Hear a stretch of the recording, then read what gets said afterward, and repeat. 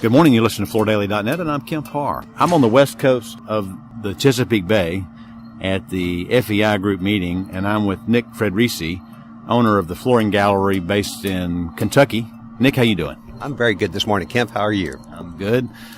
So you do have a business based in Louisville and Lexington, and you also have stores in southern Indiana, right? We do as well, absolutely. And what is your store count now? We have 5 stores, 3 distribution centers, and we do business from Columbus, Indiana, down all the way to Knoxville, Tennessee. That swath all the way through there. Yeah. And how did you get in the business? Like everybody else, first job out of college with no idea this would be my career, and let's just say over 30 years later, I'm in it and own the company.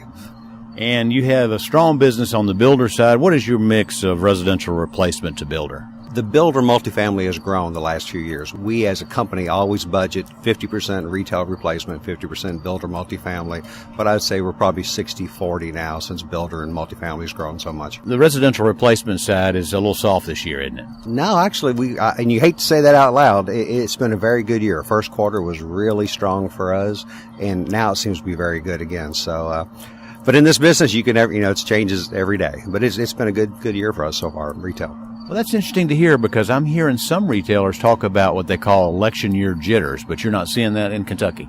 Oh, I think we all have the jitters, but I'm lucky to have a couple of really strong retail stores, and they've done pretty well. All right, so we're at the FEI Group, as I mentioned, and I believe you were one of the first members to join this organization, right? Yes, we've been with them since the beginning, so I guess it's about 15 or 16 years with the FEI Group, and it has really changed. Talk about some of the challenges you're facing as you service the builder market.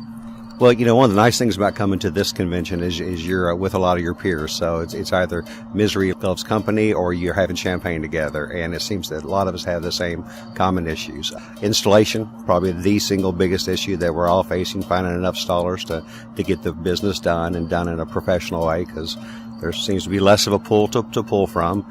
And the other side, there's quite a few members who are trying to grow and expand, and employees, as far as company-owned employees, that's tough to get these days too. Recruiting is a challenge. What is your mix of company-owned installers versus arm's-length installers? Oh no, we're all subcontractors. It's hard legally to have a mix of anything there these days. So we're all subcontractor. I was talking about salespeople, office staff, that type of thing, as far as company employees. So there's actually a challenge with that as well? There is, and we've all tried a multitude of things, it seems, from the seminars I've been in, from recruiting companies to friends and relatives to just anywhere you can find people. Did you go down to Texas to the summit that was held about installation that the WFCA hosted? No. In fact, I watched all the broadcasts and everything of that, and obviously being part of the WFCA, I follow that very strongly, but I was not at the summit. Yeah, I'd like to point that out as well. I mean, you serve a role. I think the last time we interviewed, you were actually the point man on picking the new leader of the WFCA. Are you still active with that organization? Actually very active, and this January I will become the chairman again. Be the only person for the WFCA to be chairman twice. So, it's a strong volunteer organization. When they get a good volunteer, they find a way to utilize you, absolutely. So other than this installation focus they have right now, what are some of the other things that the WFCA is focused on? Well, installation is certainly a huge one for them, but their litigation, lobbying on the Hill for the Marketplace Fairness Act, the installer subcontractor separation. There's a lot of legal issues that they're working with. I believe you've spoken with Jeff King, their legal advisor before, and he is a very busy man with the WFCA. They've got a lot going on. They're a growing organization again, which was really not the case for a few years. And one big news item with them, obviously, is that they've moved from being an Anaheim-based organization to being a Dalton-based organization, right? They have. I will tell you on a personal note, from someone who works out of Kentucky, it's really nice to have them in Georgia. And I think it's very good for the organization to be right there in the heart of, that's the center of the industry of the world for floor covering. That's a smart move. It does make sense. It's moving away from how they got formed, but going to where the business is. So it makes a lot of sense. All right, so let's talk about what you get out of attending here. I mean, we had an interview yesterday with a couple of the leaders of the FEI Group, and it sounds like part of the reason that many people come here is for the software side, to get away from your business and work on growing your business. Is that primarily why you come? I have never been a part of an organization that's more of a networking group than this is. Again, I've been around it for a long time, so I've gotten to know a lot of the ladies and men who are part of this organization.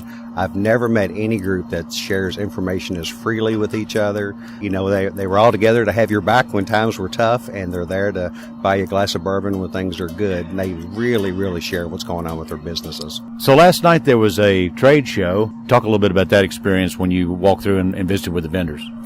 Well, one of the reasons the convention is important for people to come to the FEI convention is because of their vendors are so great, and a lot of their people are direct suppliers to the group.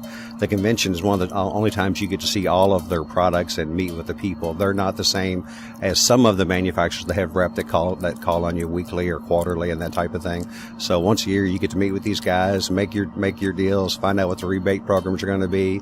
You know, everything changes every year. It seems there's always a new product that's introduced, and I saw some things I'd never seen last night. So it was a great hard side of the convention too. So this is not just a cocktail party then? No, I only had one cocktail yesterday, and I worked 12 hours. So if you want to do business with this group, you can absolutely get a lot of business done. On the other side, I can't think of a more fun group of guys. They will have a cocktail if you'd like to.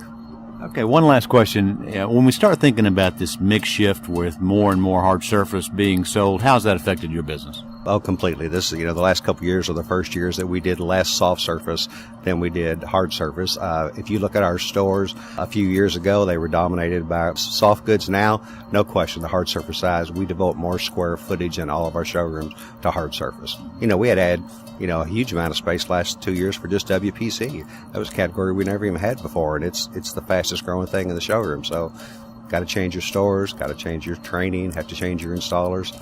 It's a new deal every year. Carpet, when you look at it, it's still an $8.5 billion business at wholesale, which is double the next category. But then when you add up the other categories, the hard surface is definitely giving carpet a run for its money, right? It absolutely has. Now, I will tell you, I certainly want carpet to never go away. It is by far the easiest product to install.